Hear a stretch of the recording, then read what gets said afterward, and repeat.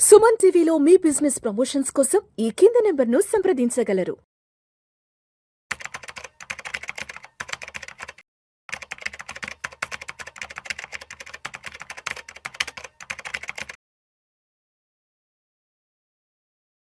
Salmon గారు నమస్తే sir. నమస్తే అండి విష్ణు గారు. సాల్మన్ గారు, ఇవాళ అయితే మన ఇండియన్ స్టాక్ మార్కెట్స్ చాలా పాజిటివ్ ర్యాలీతో ముందుకు వెళ్తున్నాయి. ఇవాళ 15th ఏప్రిల్ వెడ్నెస్డే.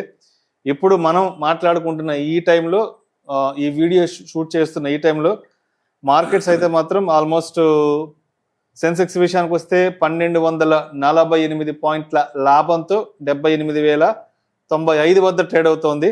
నిఫ్టీ విషయానికి వస్తే 380 పాయింట్ల లాభంతో 24,222 వద్ద ట్రేడ్ అవుతోంది. ఇప్పుడు సమయం మధ్యాహ్నం 12:45 టైంలో మనం ఈ వీడియో షూట్ చేస్తున్నాం. ఈ వీడియో రిలీజ్ అయ్యే సమయానికి కొంత ఈ నెంబర్స్ అనేవి కొంచెం అటు ఇటుగా మారే అవకాశం కూడా ఉంది కాబట్టి దయచేసి ప్రేక్షకులు గమనించగలరు. సో మొత్తానికి ఎవరైతే మాత్రం మార్కెట్లో ఆల్మోస్ట్ ఒక 1200-1300 పాయింట్ల పాజిటివ్ ర్యాలీతో ముందుకెళ్తున్నాయి. నిఫ్టీ కూడా ఆల్మోస్ట్ ఒక 400 పాయింట్ల దగ్గరలో ఉంది. కాబట్టి ఏంటి ఇవాళ మార్కెట్లో చాలా పాజిటివ్గా ర్యాలీ అవుతున్నాయి, కారణాలు ఏంటి? విష్ణు గారు, ఏం లేదు, యుఎస్ ఇరాన్ టెన్షన్స్ తగ్గుముఖం పడతాయని ఒక పాజిటివ్ ఆలోచన. ఎందుకంటే ట్రంప్ గారు ఏమన్నారంటే మళ్ళీ రెండో విడత చర్చలు 2 రోజుల్లో స్టార్ట్ అవుతాయి. ఎందుకంటే హర్మోస్ జలసంధి టెన్షన్స్ వల్ల ప్రపంచవ్యాప్తంగా అందరికి ఇబ్బంది. Crude oil supply chain disturb అయింది, అంతే కదా.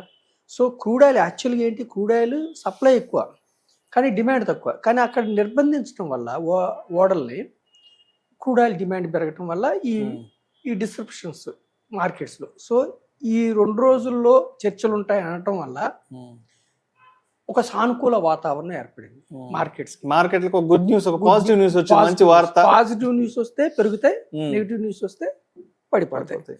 So US Iran tensions ease అవ్వటం వల్ల, తగ్గటం వల్ల మార్కెట్స్. రెండోది ఏమిటంటే క్రూడ్ ఆయిల్ ప్రైసెస్ ఎప్పుడైతే ఈ చర్చలు ప్రారంభమవుతాయి అన్నారో క్రూడ్ ఆయిల్ ప్రైసెస్ $100 కంటే తక్కువ డౌన్ అయింది పర్ బ్యారెల్. ఎప్పుడైతే క్రూడ్ ఆయిల్ ప్రైసెస్ డౌన్ అవుతాయో స్టాక్ మార్కెట్స్ పెరుగుతాయి. ఎప్పుడు కూడా క్రూడ్ ఆయిల్ ప్రైసెస్ పెరిగితే ఇన్ఫ్లేషన్ పెరుగుతుంది, ప్రపంచవ్యాప్తంగా మార్కెట్స్ దెబ్బతింటాయి. కానీ క్రూడ్ ఆయిల్ ప్రైస్ డౌన్ అయితే ఇన్ఫ్లేషన్ తగ్గుతుంది, మార్కెట్స్కి బూస్టింగ్ సెంటిమెంట్. మూడవది ఏమిటంటే అన్ని గ్లోబల్ మార్కెట్స్ ఈ యొక్క పాజిటివ్ న్యూస్ వల్ల అన్ని గ్లోబల్ మార్కెట్స్ పాజిటివ్గా ర్యాలీ ఇస్తున్నాయి. గ్లోబల్ మార్కెట్స్ పెరిగితే మన స్టాక్ మార్కెట్స్ కూడా పెరుగుతాయి. ఇది మూడవది. నాలుగవది ఏమిటంటే ఫారిన్ ఇన్స్టిట్యూషనల్ ఇన్వెస్టర్స్ కూడా మన మార్కెట్స్ వైపు చూస్తున్నారు. ఇంకొకటి ఏమిటంటే Q4 Q4 ఎండింగ్స్ బాగుంటేనే ఎక్స్పెక్టేషన్స్తో మన యొక్క మార్కెట్స్లో మళ్ళీ ఇన్ని రోజులు అనిశ్చితి ఉంది. సో వాల్యుయేషన్స్ కూడా నిఫ్టీ వాల్యుయేషన్స్ కానీ, మిడ్ క్యాప్ వాల్యుయేషన్స్ కానీ, స్మాల్ క్యాప్ వాల్యుయేషన్స్ కానీ రీజనబుల్ ప్రైసెస్లో దొరుకుతున్నాయి. చూడండి, నిఫ్టీ 500లో స్టాక్స్ అరౌండ్ 50%, మోర్ దాన్ 50, అరౌండ్ 80% స్టాక్స్ 50% ఫాల్ అయి ఉన్నాయి. అంత తక్కువలో దొరుకుతున్నాయి. సో మనకి రిటైల్ ఇన్వెస్టర్స్ కానీ, డొమెస్టిక్ ఇన్వెస్టర్స్ కానీ ఇంతకుముందు ఏంటంటే మార్కెట్స్ పడినప్పుడు కొనడానికి భయపడేవాళ్ళు. సెంటిమెంట్ ఇప్పుడు ఏంటంటే ఒక్కసారి ఇరాన్, ఇజ్రాయెల్, అమెరికా యొక్క యుద్ధం ఆగిపోతే మ్యాక్రో ఎకనామిక్స్ పరంగా మన దేశానికి అన్ని అనుకూలతలు ఉన్నాయి. నెగిటివ్ ప్రతికూల అంశాలు ఏం లేవు. ఇది ఒక్కటే గత కొంతకాలంగా మన స్టాక్ మార్కెట్స్ని ఆపుతుంది. సో కరెక్షన్లో దొరుకుతున్నాయి కాబట్టి మళ్ళీ కుమ్మరిస్తున్నారు. ఈరోజు శుభ పరిణామం ఇది. అయితే షార్ట్ పీరియడ్లో అప్ అండ్ డౌన్స్ ఎప్పుడు ఉంటాయి. కానీ మనం ఎప్పుడు కూడా ప్రజల్ని ఇన్వెస్ట్మెంట్ వైపు ఎంకరేజ్ చేస్తున్నాం కాబట్టి, ట్రేడింగ్ వైపు మనం ఎంకరేజ్ చేయట్లేదు కాబట్టి, ఒకవేళ ఈరోజు పెరిగి మళ్ళీ రేపు డౌన్ అయితే కూడా లాంగ్ టర్మ్ ఇన్వెస్టర్స్ అయితే మీరేం భయపడే పని లేదు. బ్లూ చిప్ స్టాక్స్తో మీరు పోర్ట్ఫోలియో డిజైన్ చేసుకుంటే మీరు భయపడే పని లేదు.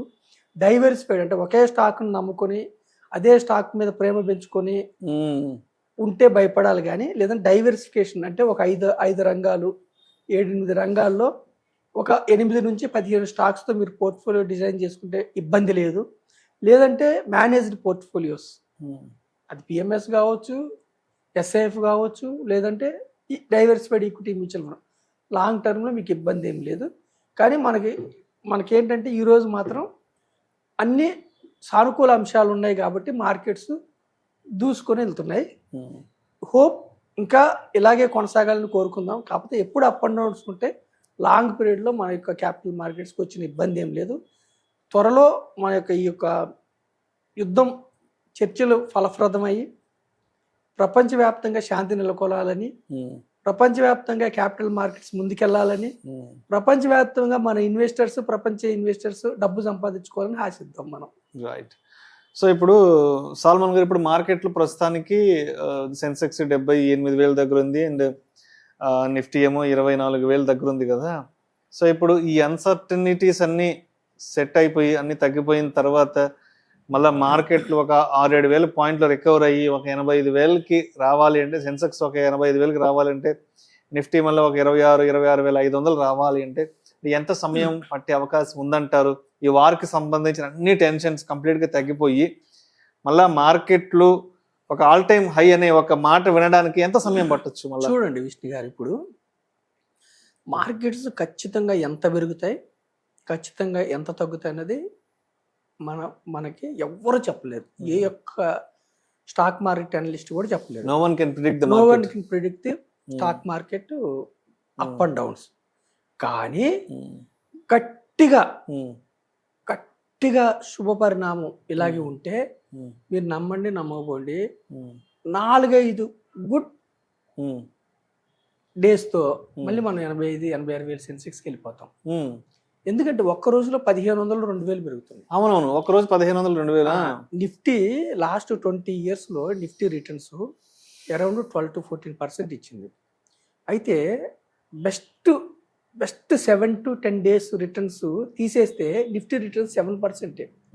అంటే ఒక 7 days బెస్ట్ డేస్ ఉంటే మార్కెట్స్ ఎక్కడికి అంటే మనం అందుకే ఇన్వెస్టర్స్ ఏం చేయాలి, స్టే ఇన్వెస్టెడ్. టైమింగ్ చేయొద్దు, టైం ఇవ్వండి.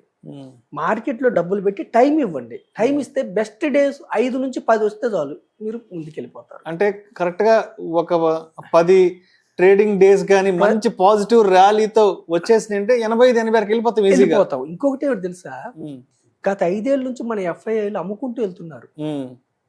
లాస్ట్ మార్చిలోనే 1,20,000 కోట్లు వెనక్కి తీసుకున్నారు. వాళ్ళు ఎందుకు 5 ఏళ్ళ నుంచి వెనక్కి తీసుకున్నారంటే, వాళ్ళు చీప్ లో ఎంటర్ అయ్యారు. అంటే 2020 కోవిడ్ లో ఎంటర్ అయ్యారు, తక్కువ విపరీతమైన లాభాలు చేసుకోవాలి, ప్రాఫిట్ బుక్ చేసుకొని ఏం చేయాలంటే, మన మార్కెట్స్ 86,000 వెళ్ళినప్పుడు మన వాల్యుయేషన్స్ పెరుగున్నాయి. అన్ని స్టాక్స్ మన ఇండెక్స్ లో వాల్యుయేషన్ పెరుగున్నాయి. జనరల్ గా మీరైనా నేనైనా ఏం చేస్తాము, ఒక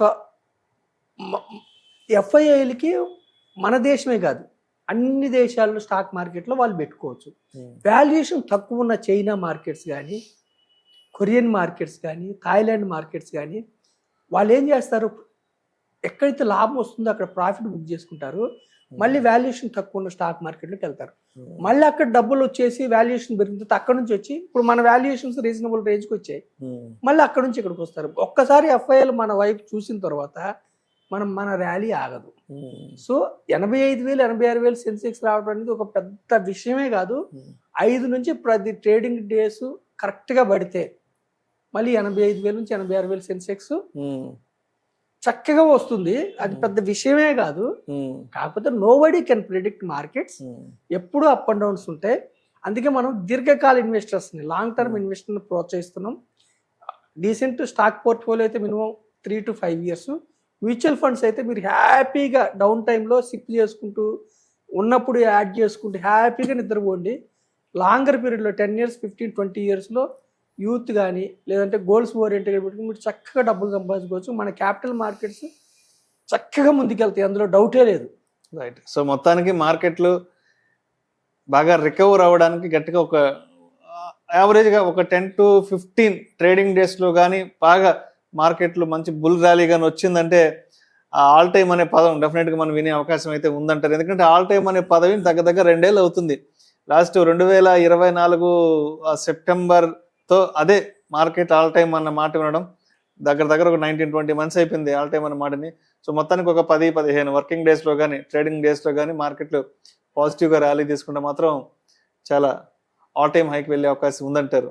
ఖచ్చితంగా ఉందండి. ఈ 2026లోనే మనం చూస్తాం. నేను Right. నమ్ముతున్నాను, ఆప్టిమిస్టిక్గా ఆశావహంగా ఉన్నాను నేను. Right sir, right sir.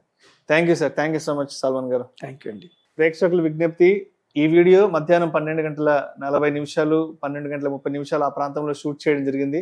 So ఈ వీడియో మీ దగ్గరకు వచ్చేటప్పటికే సెన్సెక్స్ నిఫ్టీకి సంబంధించిన ఆ నంబర్స్ కొంచెం అటు ఇటు అయ్యే అవకాశం కూడా ఉంటుంది కాబట్టి దయచేసి ప్రేక్షకులు గమనించగలరు. Thank you sir. Thank you.